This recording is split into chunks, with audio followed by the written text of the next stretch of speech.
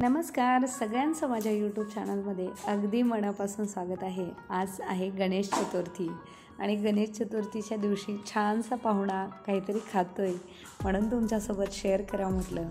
आज मी तुमच्यासोबत गणपती प्राणप्रतिष्ठा कशी करावी साधं सोपं सिंपल डेकोरेशन शेअर करणार आहे। अगदी कमी बजेटमध्ये साधं सोपं डेकोरेशन कसं करायचं तर का मागे एक ब्लाऊज पीस टाकलेला आहे, थोडीशी लाइटिंग 50 रुपयाची सोडलेली आहे त्याच्यावरती आणि फुलांच्या माळा आहेत। किती सिंपल सोबर आहे। कसं वाटलं माझं डेकोरेशन मला नक्की कळवायला विसरू नका। आणि हो, चॅनलवरती जर नवीन असाल, चॅनलला सबस्क्राईब केलं नसेल तर आवर्जून करा बरं, कारण माझे छान छान व्हिडिओ मग तुम्हाला पाहायला मिळतील। आणि आज आहे गणपती आगमन, तर तुम्हाला माहीतच आहे मी गणपती दरवर्षी माझा तोच बसवत असते, तर पण त्याला मी प्राणप्रतिष्ठा कशी करते तर बाहेरून आत घेऊन येत असते, त्याची छान अशी प्राणप्रतिष्ठा करते। आणि एक मुलांना खूप छान असा आवडला, मला एक अंगणामध्ये पूजेसाठी हवा होता म्हणून आम्ही आणखीन एक गणपती आणला त्याच्यासोबत, तर त्याची पण पूजा करणार आहे। आणि याची प्राणप्रतिष्ठा कशी करायची त्याला आसन वगैरे आधीच स्टेज करून ठेवलेलं होतं टेबलवरती। पण काय करायचं, आधी तांबणामध्ये एका तांदूळ ठेवायचे आणि त्याच्यावरती आपल्याला गणपती बाप्पाला बसवायचं आहे। कधीही गणपती बाप्पा खाली ठेवायचे नाही, ते तांदळावरती ठेवायचे असतात। अशा पद्धतीनं गणपती बाप्पा ठेवल्याच्या नंतर माझ्याकडे एक चांदीची छोटीशी मूर्ती आहे, आम्ही त्याच्यावरती अभिषेक वगैरे करून त्याची प्राणप्रतिष्ठा 10 दिवस गणपती माझा याच ठिकाणी असतो। मग 2 वेळेला आम्ही आरती करतो आणि काय काय करतो हे मी या व्हिडिओमध्ये तुमच्यासोबत शेअर करणार आहे। गणपती प्राणप्रतिष्ठा करताना काळजी कोणती घ्यायची याच्यामध्ये ही माहिती देणार आहे, नक्की शेवटपर्यंत व्हिडिओ बघा। सगळ्यात आधी करायची आपल्याला कलश स्थापना। कोणतेही शुभ कार्य करताना आधी विसरायचं नाही, कलश स्थापना करायची। कलश स्थापना करताना सगळ्यात आधी कलश पण आपल्याला तांदळावरती ठेवायचा आहे। एका प्लेटीमध्ये तांदूळ घेतलेले आहेत, त्याच्यामध्ये पाणी टाकून घ्यायचं आणि त्याच्यामध्ये एक नाणं टाकायचं। उभे गंधाच्या 4 बोटांनी उभ्या रेषा ओढून घ्यायच्या आणि त्याच्यावरती स्वस्तिकही काढू शकता। एक सुपारी ठेवायची। सुपारी मी दरवर्षी गणपती म्हणून पूजत असते, ती देवघरामध्ये वर्षभर ठेवायची। तर ती एका नागिनीच्या पानावरती तांदूळ ठेवायचे, त्याच्यावरती गणपतीची सुपारी ठेवायची। कलशामध्ये एक नाणं, सुपारी, हळदी कुंकू, अक्षता हे टाकून घ्यायचं आणि त्याच्यावरती पंचपल्लव ठेवून आपल्याला नागिनीची 5 पानं ठेवून आपल्याला कलशवरतून नारळ ठेवायचा आहे। नारळ हा कधी पण उभा ठेवायचा। अशा पद्धतीनं आपला झाला कलश स्थापना। सगळ्यात आधी कलश स्थापना करायची। हे बघा, घरामध्ये सगळ्यांनी काम करावं लागतं, कारण ना कोणताही सण उत्सव असू द्या तो सगळ्या फॅमिलीसाठी असतो। त्याच्यामुळं माझ्या घरात अगदी सगळ्यांचं, आणि तेच तर खरं सण वाटतात ना, ज्या घरात सगळ्यांची लगबग चालू असते, सगळे काही भरपूर मदत करतात, सगळं आणून देतात आणि शोधाशोध, आवराआवर आणणं, वेळेवर न सापडणं, ह्या गोष्टी तर मला वाटतं प्रत्येकाच्या घरात होत असतील। माझ्या घरात तरी भरपूर प्रमाणात होतात, कारण मी काय आत्ता ठेवलेलं मला दुसऱ्या क्षणाला आठवत नाही। मग मुलं मदत करतात आणि असा गोंधळ कुणाकुणाच्या घरी होतो मला नक्की कळवा, कारण माझ्या तर घरी हा गोंधळ नेहमी होतो। काय कुठं ठेवलेलं असतं पटकन सापडत नाही। मग त्यांना म्हटलं आपण दोघं मिळून अभिषेक वगैरे करून घेऊ।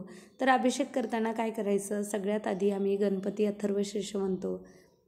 गणपती अथर्वशीर्ष घ्यायचं, त्याच्यानंतर पुरुष सूक्त घ्यायचं, त्याच्यानंतर श्री सूक्त घ्यायचं। सांगते, पुरुष सूक्त, श्री सूक्त जर येत नसेल, गणपती अथर्वशीर्ष येत नसेल तर सगळ्यात सोपा उपाय यूट्यूबवरती लावून द्यायचं, आपला अभिषेक चालू ठेवायचा। प्रत्येक सेवा मनोभावे करायची। सगळा अभिषेक घरच्या घरी तुम्हाला करता येतो, प्राणप्रतिष्ठा छान प्रकारे करता येते। आणि सगळ्यात शेवटी करायची असते गणपती बाप्पाची आरती। आता सगळं करून झालेलं आहे, गणपती बाप्पाचं अभिषेक वगैरे छान केला। त्याच्यानंतर आम्ही काय केलं, सगळे मिळून गणपती अथर्वशीर्ष कमीत कमी एक वेळा तरी घेतलंच गेलं पाहिजे, परंतु श्रेयाने ठरवलं होतं की मी 21 वेळेस गणपती अथर्वशीर्ष घेणार आहे। मग आम्ही सगळ्यांनी मिळून एकदा घेतलं आणि तिनं 21 वेळेस घेतलं। आता हे करत असताना अभिषेक चालू ठेवला आणि नंतर केली प्राणप्रतिष्ठा गणपती बाप्पाची, नंतर आरती वगैरे केली। गणपती बाप्पाला आज पहिल्या दिवशी मस्त कणकीमध्ये गूळ टाकून 21 मोदक केले होते, अगदी छोटे छोटेच मोदक झाले। ते म्हटलं सगळ्यात आधी आणि गणपतीची प्राणप्रतिष्ठा नागवेलीच्या पानावरती थोडेसे तांदूळ ठेवायचे आणि मग तिथं गणपती ठेवायचा असतो। ही झाली आपली 10 दिवसाची गणपतीची प्राणप्रतिष्ठा। हिला छलप्रतिष्ठा म्हणतात, कारण 10 दिवसानंतर आपण गणपती बाप्पा हलवतो आणि आता धूप दीप दाखवून फुलं वगैरे ठेवून आरती करून घ्यायची। अशा प्रकारे माझ्या गणपती बाप्पाची प्राणप्रतिष्ठा आज झालेली आहे। अगदी छान गणपती बाप्पाचं आगमन, जे की माझ्या घरी दरवर्षीच आहेत हे, पण अगदी नव्याने येतात असं वाटतं की आपण परत एकदा नव्याने एक मूर्ती आणलेली आहे।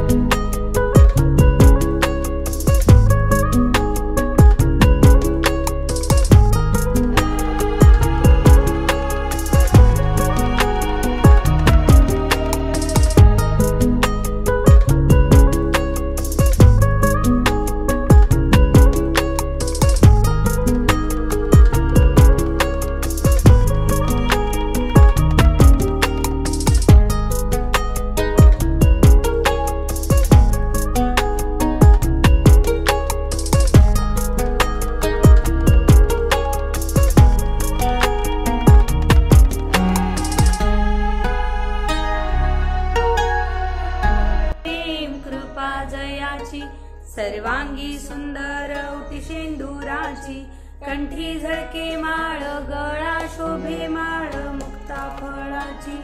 जय देव जय देव जय मंगल मूर्ती हो श्री।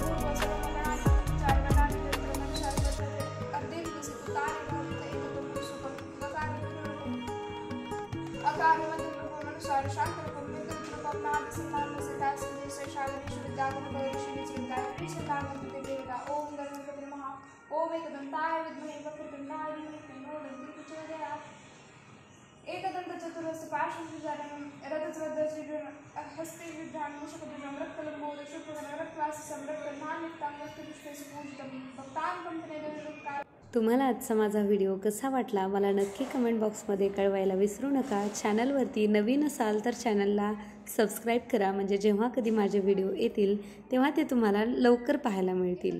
आणि हो, सगळ्यात आधी व्हिडिओ जर आवडला असेल तर लाईकचं बटन प्रेस करायलाही विसरू नका।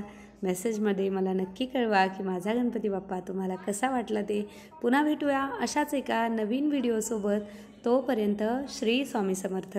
गणपती बाप्पा मोरया, मंगलमूर्ती मोरया, वक्रतुंड महाकाय सूर्यकोटी समप्रभ, निर्विघ्नं कुरु मे देव सर्वकार्येषु सर्वदा। श्री गणेशाय नमः। नारद्वाजपं मिषसादेव गौरीपुत्र विनायकं, भक्तावासस्मरण नित्यं आयुवाकामार्थसिद्धे। प्रथम वक्रतुंडच एकदंत, द्वितीयं तृतीयकृष्णपिङ्गाक्षगजोस्रं चतुर्थकं, लंबोदर पंचमषष्ठविकटमेव सप्तं, विघ्नराजेन्द्रधुम्नवन तथाश्वं। नवं भालचंद्र दशं तु विनायकं, एकादश गणपति द्वादशं तु गजाननं, द्वादशैतानि नामानि इति संध्या पठन् नरणस्य विघ्नभेदस्य सर्वसिद्धीकर प्रभो। विद्यार्थी लभते विद्या, धनार्थी लभते धनं, पुत्रार्थी लभते पुत्रान्, मोक्षार्थी लभते गतिं. जपेद गणपती स्तोत्र षड्भिर्मासे फल लभेत, संवत्सरेण सिद्धीच लभते नात्र संशया. अष्टभ्यो ब्राह्मणे भेच लिखित्वाया समर्पयेत, तस्य विद्या भवेत सर्वा गणेशस्य प्रसादतः. इति श्रीनारदपुराणे संकटनाशं गणेशस्तोत्रं संपूर्णं. गणपती बाप्पा मोरया. एकदंताय विद्महे वक्रतुंडाय धीमहि तन्नो दन्ती प्रचोदयात्.